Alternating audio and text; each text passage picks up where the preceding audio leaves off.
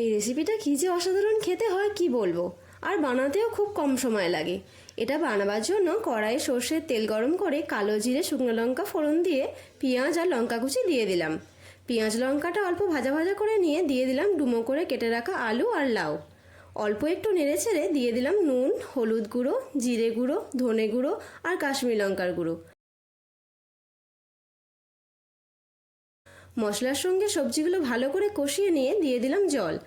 জলটা একটু বেশি পরিমাণেই দিতে হবে, কারণটা একটু পরে বুঝবেন।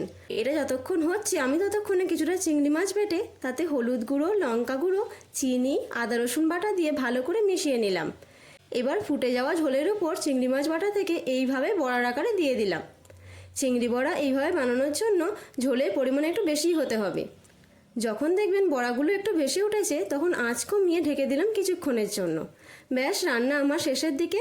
এই সময় গরম মশলা গুঁড়ো আর ঘি ছড়িয়ে নামিয়ে নিলাম আর গরম গরম পরিবেশন করলাম চিংড়ির বড়া দিয়ে লাউয়ের তরকারি।